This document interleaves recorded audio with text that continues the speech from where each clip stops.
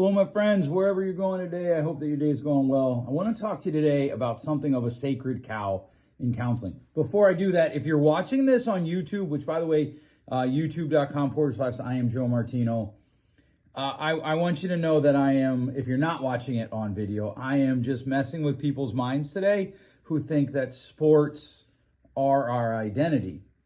And how I'm doing that is I'm wearing a Yankees hat with a Dodgers sweatshirt, because you're not supposed to be able to do that, right? You're supposed to have loyalty and be a diehard something fan, which is always a phrase that I think is funny. And look, I cheer for the Yankees. I love baseball. My mom loved the Dodgers because Tommy Lasorda was a longtime Dodger, and he was a Italian. And so my mom's Italian. Italians trump sports loyalty and all of that. But I'll wear a lot of different baseball teams, except the Red Sox. I can't get that far. And it's just funny to me. People are like, oh, you can't do that. Or like today, I'm going to watch some basketball, and I'm going to cheer for one of the teams in the Big Ten. But I've worn the other team's clothes, and I just don't care. And it really messes with people who are like, my sports loyalty is everything. Okay, that's just a rant that has nothing to do with what we're talking about today, except for this. For some people, the statement or belief that sports identity is a sacred cow. And today I'm going after the sacred cow of empathy. Now, I want to be clear. I need you to stay with me because some of you are already ready to turn me off because I am criticizing empathy. I'm not necessarily criticizing empathy, but I am going to go after how we use empathy and why I think how we currently use it is actually hurtful for most of the people that we do it with. You're listening to The Joe Martino Show, a podcast dealing with all things emotional, relational, and human nature. Joe is a licensed counselor in the state of Michigan, specializing in relationship therapy. He is also the author of the book, The Emotionally Secure Couple. All advice offered in this episode is offered for entertainment and educational purposes only. Enjoy the show. Now, sticking with the sports analogy, though, there is some benefit to the fact that we use sports to teach loyalty. It's one of the beautiful things about sports is that the consequences, the stakes, if you will, they're really not that high.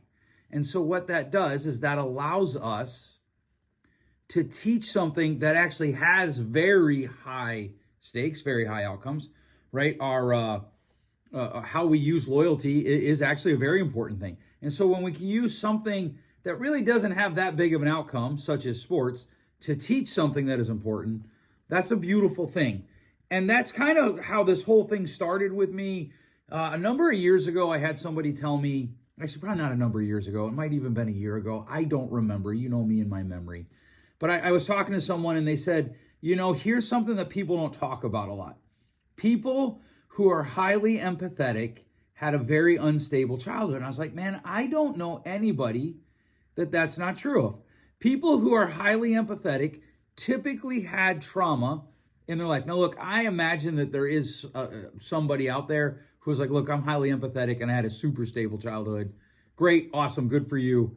My point isn't that you don't exist. My point is that you are probably something of an outlier. And I think this is something potentially dangerous in our society that we run into is we tend to look at things that are not indicative of an overall arch to something. We find the exception and we try to make it like if we act like, okay, but the exception isn't what typically happens, that somehow we are minimizing the exception.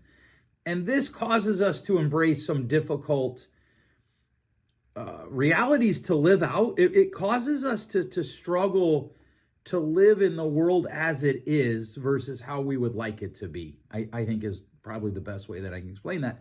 Because what happens is people are offended. We don't want to offend anybody. That's the greatest virtue of all. Just don't be offensive. It doesn't matter if you're actually helping people. Just don't be offensive.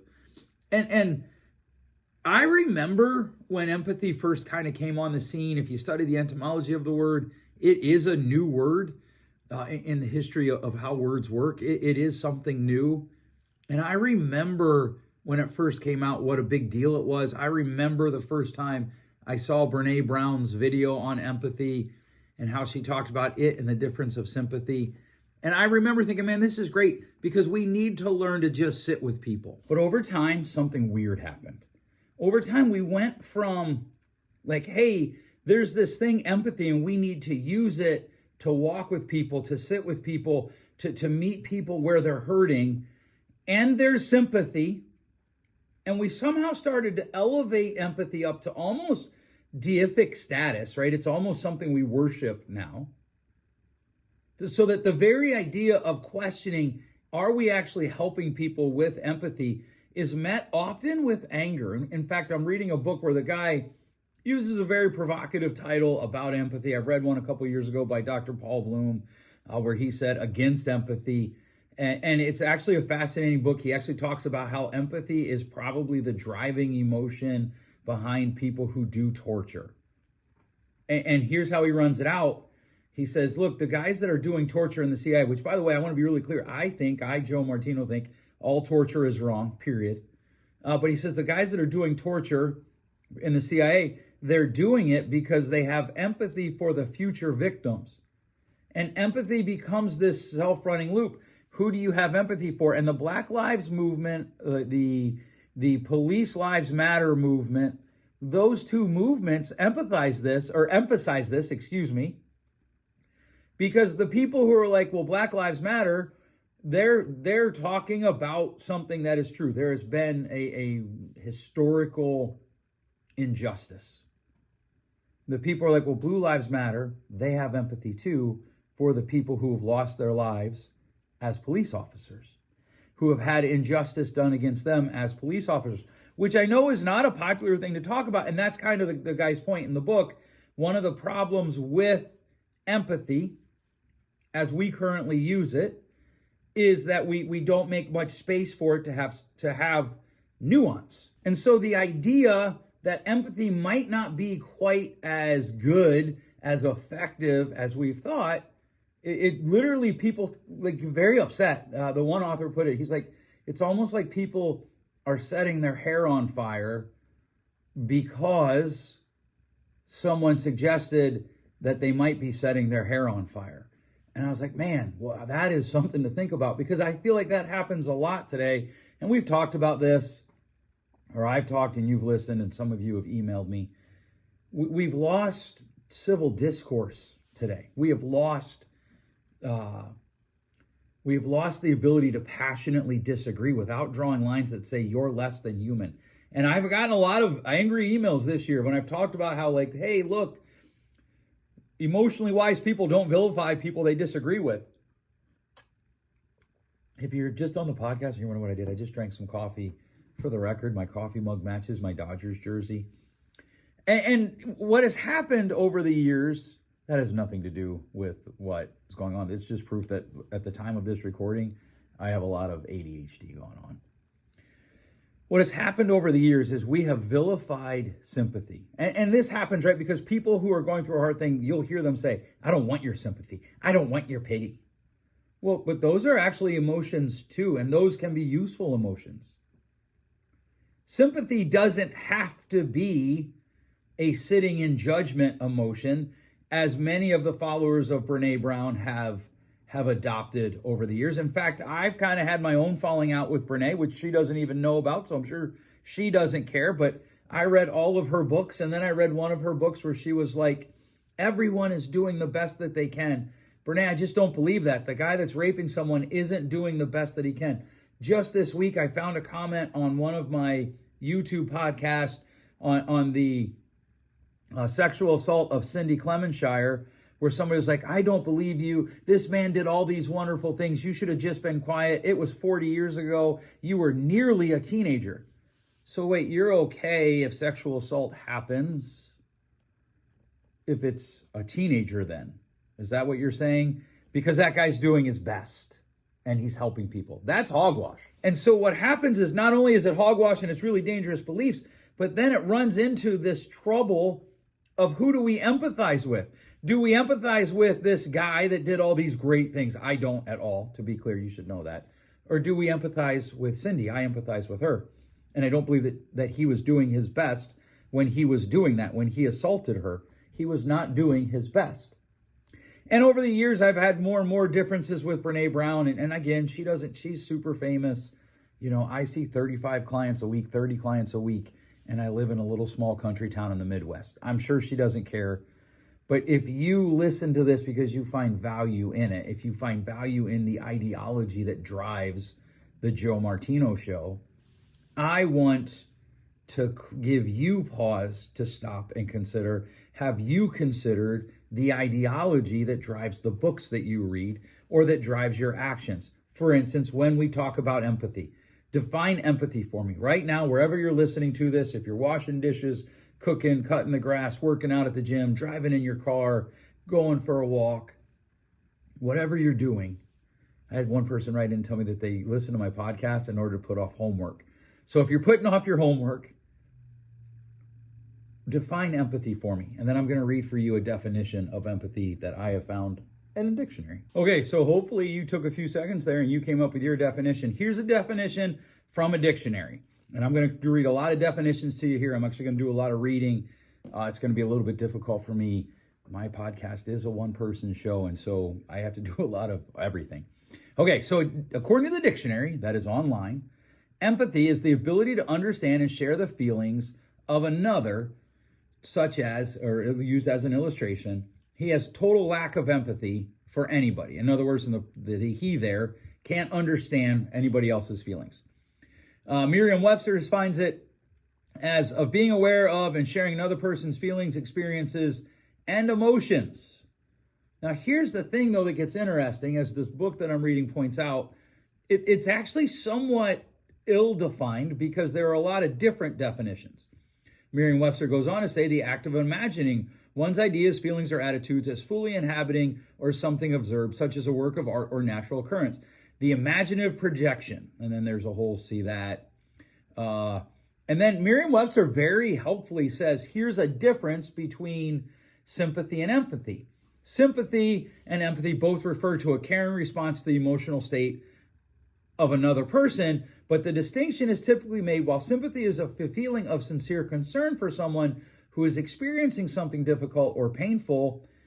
Empathy involves actively sharing in the emotional experience of the person. And it goes on and it talks about the difference between empathy and compassion, and Merriam-Webster continues to be super helpful. In the book that I'm reading, he says this: the term empathy itself is very recent. It was introduced in the English in the early 20th century in the field of aesthetics. It originally meant feeling in, which this would be something that Brené Brown really jumps on in her podcast and her writings, in her TED Talk that went viral with like 87 million viewers. I don't actually know the number, but I know it's a lot. And I know that I listen to it probably once a week because I share it with clients. Empathy is fundamentally a squishy term, according to a leading psychology professor in Scientific American in 2020. Now, what was going on in 2020? We had COVID going on. We had mask mandates. We had walk down this aisle in this direction and this aisle in this direction. We had, you have to get these vaccines and they're perfectly safe, even though we haven't done anything to safely test them. And you don't have empathy for anyone else. If you don't get the shot, you're a selfish jackass. And that is a problem. The researcher goes on to say, like many broad and complicated concepts, empathy can mean many things. Even the researchers who study it do not always say what they mean or measure empathy in the same way in their studies, and they definitely do not agree on definition. In fact, there are stark contradictions. What one researcher calls empathy is not empathy to another researcher. Now, this is why I started the show with baseball. I love baseball. I enjoy watching it. I enjoy stopping and watching little kids play. I enjoy stopping and watching college kids play. I enjoy watching kids play in the yard. I play it on a video game. I can't wait. March 18th, the new season is coming out. I can't wait to go get it, pick it up, lose sleep, and play it. But there has been a movement in baseball towards using statistics to make decisions. One of those statistics is called WAR, wins after replacement. In other words, how many wins do I bring to the team other than the person who would replace me or who I replace? Now, here's the thing. Right away, if you are a baseball stat geek, you're ready to argue with me. Because one of my great frustrations with WAR is that it's not clearly defined. I could go to maybe one site, Yahoo Sports, Yahoo Fantasy Sports, and they're going to have one definition. Go to ESPN, they're going to have another definition. Go to Roto, I forget what it's called, something. That's going to have a different definition. I might actually get back into fantasy baseball this year. I don't know. I haven't decided. I don't know where the time comes from. And a little bit to me, currently, empathy is like war in baseball. And again, this book points out that I'm reading that isn't just researchers. He says when lay people are surveyed, he's actually quoting the article from Scientific American, which you can look up. It is behind a paywall. When lay people are surveyed on how they define empathy, the range of answers is wide as well. Some people think that empathy is a feeling. Others focus on what a person does or says. Some think it is being good at reading someone's nonverbal clues, while others include the mental orientation of putting oneself in someone else's shoes. Still, others have a different definition, and it goes on. It's a really long paragraph. And this is part of the problem that I have with empathy. Even when I brought up the book to my wife, I was like, hey, it's in our Kindle. You should read it. I'm almost done with it, and you should read it. I think you're going to hate the beginning of it, but you'll end up liking it. She says to me, well, I like empathy. And I said, interestingly enough, so does the author. She said, yeah, but he called it bad. No. He chose a provocative title. Because I said what he actually doesn't like is empathy that thinks sitting with someone in the mess that they're in is enough. That just sitting with someone is enough. And there are people that are like, well, I'm just being empathetic. And this is non-directional therapy. Carl Rogers is the founder of it. It's not enough. In fact, I'm going to give you a real life illustration. I want to quote a different article in the Journal of Social Psychology that notes the difficulty of evaluating the success of empathy as a concept in social and personal psychology. If you put it simply, the term has no agreed upon definition. That's kind of what the research seems to indicate. Knowing another's thoughts and feelings, that's one definition. Imagining another's thoughts and feelings. Adopting the posture of another. Actually feeling as another does, imagining how one would feel or think in another's place, feeling distress at another's suffering, feeling another's suffering, sometimes called pity or compassion. Now we know that can't be it because people who tend to really embrace empathy, they hate the definition. I don't want pity, compassion maybe, but they don't want pity.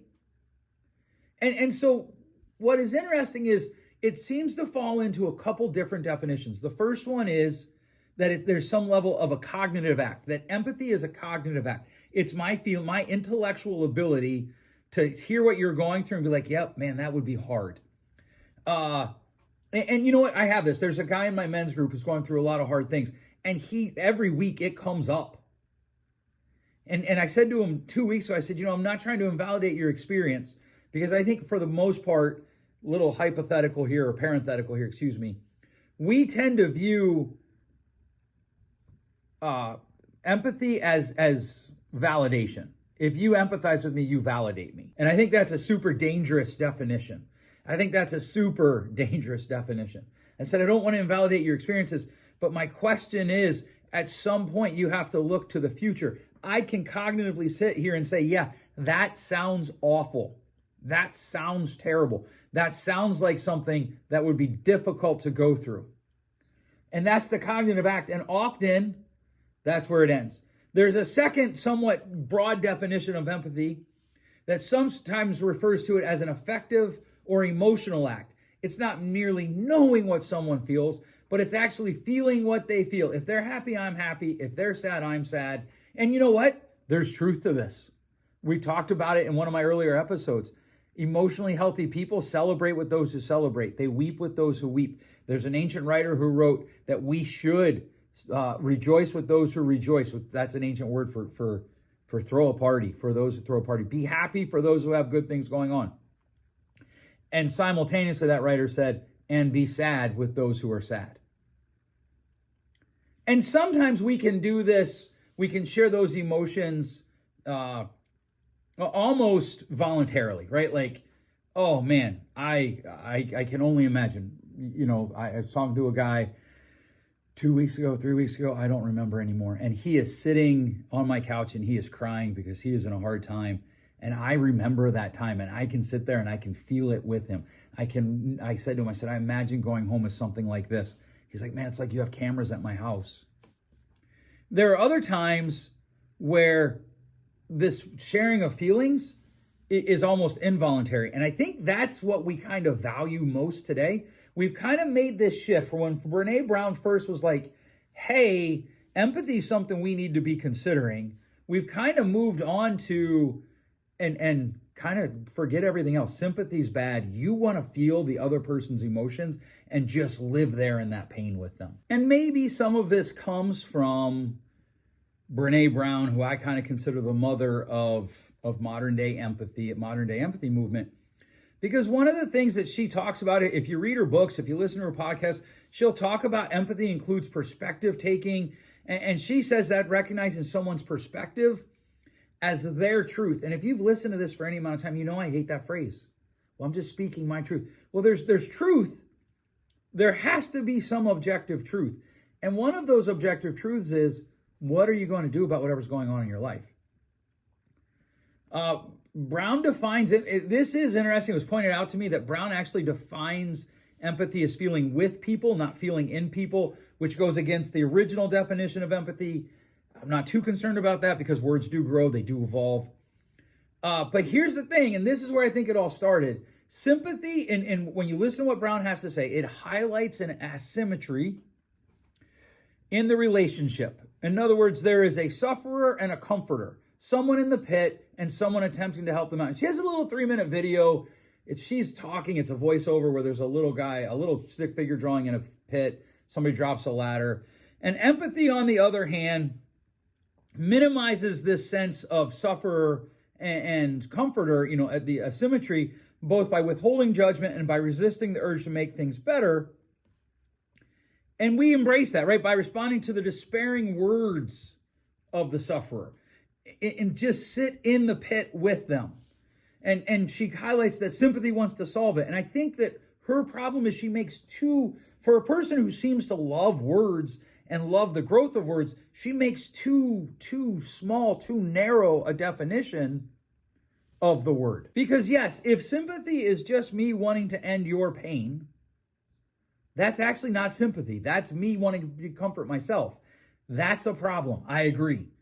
And we can say that and still respect that sympathy is actually a virtue that we should aspire to. We should have sympathy. Right now, today, there are people, as you're listening to this, there are people in Ukraine who are in jail because they do not support Zelensky's war.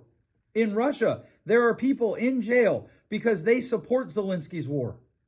I guess we'd call it Putin's war because he's the aggressor. He's the instigator. I can feel sympathy for both of them. I've never been in jail for supporting or disagreeing with a war. So I can still have empathy as well. And there is this really interesting discussion that I think is about to kick off around empathy about what's the difference between suffering with someone or suffer in them. Remember, the original word of empathy meant to feel in the person. In other words, we reveal in ourselves what they are feeling.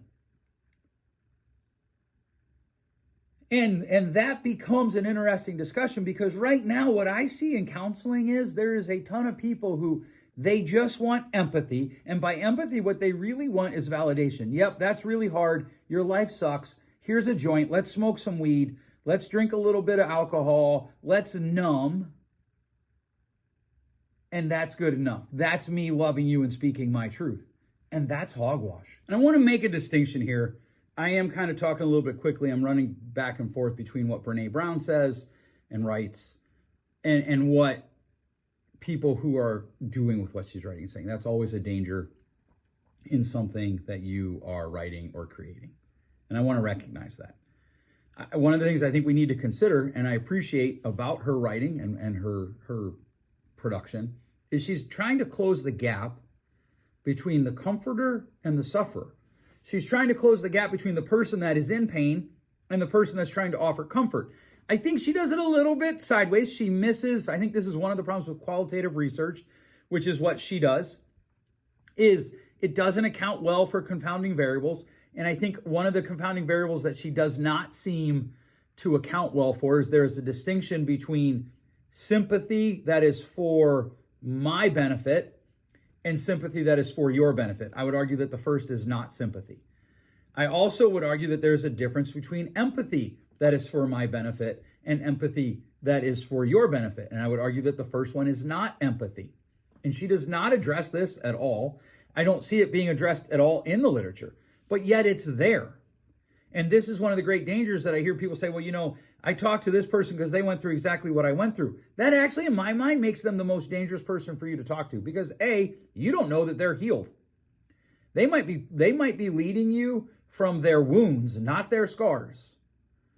And well, Joe, I don't want them to lead me. Right, but that's the problem. Our world is set up so that we lead each other, right? When I was a kid, I had a teacher who used to always talk about the geese. And there's the front goose probably, that flies to break the wind for everybody that goes, and they're in this V formation behind it. And when that goose gets tired, it moves to the back. And the one from the back moves up so that it can lead then for a while. We lead from strength so that those we love, when they are wounded, can follow and not give up as much energy. And I'm going to give you an example of how this went terrible and how this went horrible from a counseling situation that I know of. Okay, so I was talking to a counselor who just inherited some clients. He inherited clients from another therapist who's getting out of the business, getting out of private practice, and he's going into more agency, more school-based work, which is probably good for him, especially given the story. So my friend inherits this client from this other guy, and he's talking to the client, and this client is engaging in behavior that is super risky, super dangerous. It will potentially kill him if he doesn't somehow figure out how not to engage it. And so my friend says, well, hey, what are the goals that you and, counselor A set up? Because, we can build off of those. And the client looks back at him and says, well, all that client really told me was, or all counselor A really told me was to just love myself more and to live in my truth. Now, he saw this other counselor for over a year. That's bad counseling. That's why people like Abby Schreier write books called Bad Therapy. But man, there's empathy there. Oh man, I feel that for you. But it's empathy that paralyzes. It's empathy that doesn't bring help. And I get it that that's actually part of the movement, right? Well, we don't need to bring help. Part of empathy is just being there, showing up and sitting with someone, and we don't need to bring help. And I get that, I do. But I also disagree. And you might say, well, okay, but my role as a friend is different than a counselor's. I also agree with that. But it's all bleeding into one. And one of the things that is happening that we have to consider is, and this is something that a friend of mine said to me, man, I struggle with this. We have more money, more resources, more time devoted to teaching people about mental health. And our mental health, by all measurements, seems to be worse. Why is that? I think part of that is because we take something good like empathy and we say if a little bit is good, a whole lot is better, and we make empathy the end goal. All right, so I'm going to use another ADHD illustration. You know me and how much I use those. I teach mirroring as a communication skill. And people get so fixated on it because it's hard to learn. It's something new for most people. It's about catching and reflecting what the person's saying and mirroring it back to them. People get so fixated on it that they start to talk in a way that makes mirroring the point of mirroring, and it isn't. And I'm going to end today's episode with this. Empathy isn't the point of empathy. If it is, we have something that isn't overly helpful. I know that's controversial. I know I'm stepping on sacred cow land here, and unfortunately I'm running out of time. I'm just not going to get the full episode in on this one. So we're going to do a part 2, and who knows, maybe even a part 3. All right, what do you think? Have I challenged your thinking about empathy? I know some of you, because you've written me in different ways, you've been chewing on something like this for a while. So what do you think about this? Thanks for listening. If you enjoyed today's show, please share with a friend. And hey, give us that rating in your podcast store. Until next time, change possible.